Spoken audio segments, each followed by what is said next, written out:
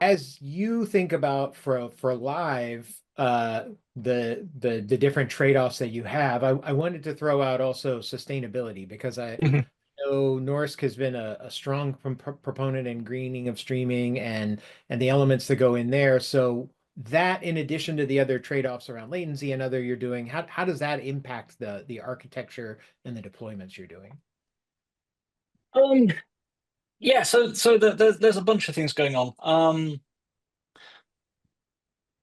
The Probably the single biggest thing that customers are looking for when they're going through all the various choices, you've got your quality, price, energy, etc. I suspect the single biggest thing that ends up being a deciding factor is density. It's how much you can cram onto a single machine, Mm. both for on-prem kit. Obviously, they want to sweat that asset as much as they possibly can. So very interested in density on-prem. Cloud is much more interesting. If you take something like an Amazon NVIDIA instance, they're quite expensive per hour. They're not the cheapest boxes in the world. If you can have that fully loaded, well, that's great. You're probably doing fine. If you're event based and you fully load it and then half of your events stop, and now you've got a machine that's half loaded that you're paying big money for, that's probably not so interesting. So you get a slight challenge on the cloud in terms of making sure that things stay fully utilized.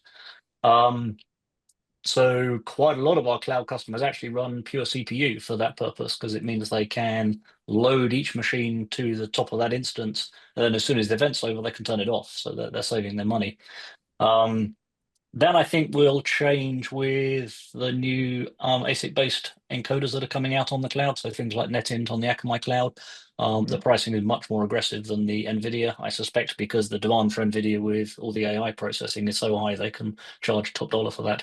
Um, and yeah, so we did a lot of work with Greening and Streaming. We founded that organization, Dom in particular, because we wanted the industry as a whole to take the problem seriously and make sure people were measuring and make sure people had science behind it, and it wasn't just greenwashing and making up numbers that made no sense.